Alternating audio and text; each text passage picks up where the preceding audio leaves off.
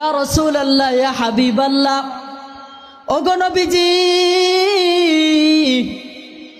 ওই দিন যখন সমস্ত মানুষকে একেবারে উলঙ্গ অবস্থায় উঠানো হবে, আপনার মেয়ে, আপনার বিবি কলিজার টুকরা খাদিজা রাদিয়াল্লাহু তাআলা আনহা, তাকেও কি একেবারে উলঙ্গ অবস্থায় উঠানো হবে কিনা? রাসূলুল্লাহ সাল্লাল্লাহু আলাইহি সাল্লাম বললেন, ও আয়েশা, জানো আল আমরু আশাদ্দু, শুধু তাই নয়, বিষয়টা আরো কঠিন হয়ে যাবে। আম্মা জান আয়েশা বলে, ইয়া রাসূলুল্লাহ, আপনিও কি ওই দিন উলঙ্গ অবস্থায় উঠবেন? বলে, না না না, শুধুমাত্র নবীদের মধ্যে থেকে আমাকে ছাড়া সমস্ত নবীদেরকে, সমস্ত মানুষদেরকে, সাহাবাই কেরাম বলো, তাবি বলো, তাবে তাবিন বলো, সবাইকে একেবারে উলঙ্গ অবস্থায় উঠানো হবে। কেউ কারো দিকে ফিরেও তাকানোর সুযোগ পাবে না।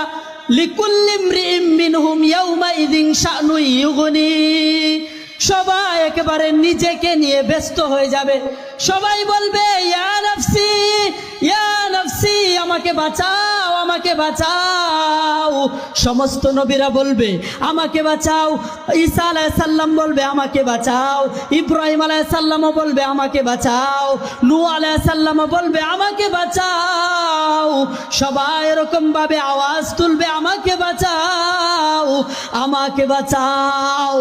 যখন সমস্ত মানুষগুলো এরকম ভাবে আওয়াজ করতে থাকবে, বাঁচাও বাঁচাও বাঁচাও, এক পার্শ্ব থেকে আওয়াজ আসবে, ইয়া উম্মতি, ও মালিক, আমার উম্মতদেরকে বাঁচান।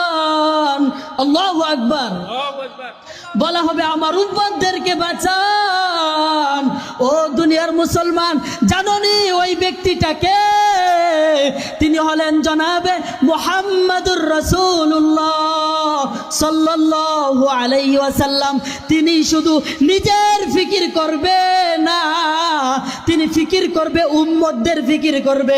শুধুই মাত্র বলবে, ইয়া উম্মতি, ইয়া উম্মতি, ও মালিক, আপনি আমার উম্মতদেরকে বাঁচান। ওই দিন কেউ কাউকে চিনবে না। ইয়াউমা ইয়াফিরুল মারউ মিন আখি, কোন ভাই তার ভাইকে চিনবে না। ওয়া উম্মিহি ওয়া আবি, মা বাবাকে চিনবে না, বাবাও মাকে চিনবে না, বাবা সন্তানকে চিনবে না। কলিজার টুকরা মা তার সন্তানকে চিনবে না, বলবে, না না না, এটা আমার সন্তান হতে পারে না। কিয়ামতের দিন গর্ভধারিণী নারী, সেও তার বাচ্চাকে প্রসব করে নিজেও দৌড়াইতে থাকবে। মুসলমান মাতালের মতো হয়ে যাবে মানুষ। ওয়াহুম সুকারা, কুরআনুল কারীমের ভিতরে এসেছে, ওয়াহুম সুকারা, তারা একেবারে মাতালের মতো দৌড়াইতে থাকবে। নিজের অবস্থার ব্যাপারে কোত্থেকে কি হচ্ছে না হচ্ছে কোনো কিছুই বলতে পারবে না। এমন একটা পরিস্থিতি ওই দিন হয়ে যাবে। তো যতটুকু আলোচনা করা হলো, মূলত আল্লাহ তাআলা যাতে আমাদেরকে কবরের আযাব থেকে এবং হাসরের ময়দানের এই ভয়াবহতা থেকে কিভাবে বাঁচা যায় সেই ফিকির আমার আপনার মাথায় আছে, মুসলমান আছে। এরপরও আমরা সেই অনুযায়ী চলি না। আল্লাহ তাআলা গ্রন্থ দিয়ে দিয়েছেন যে না, ওটা তোমার গ্রন্থ, দেখে দেখে জিন্দিগি গড়াও। রসুলকে দিয়ে দিয়েছেন, রসুলের আদর্শগুলোকে নিজে গ্রহণ করো, করে করে নিজের জিন্দিগিকে কোরআন অনুযায়ী ফুটাও।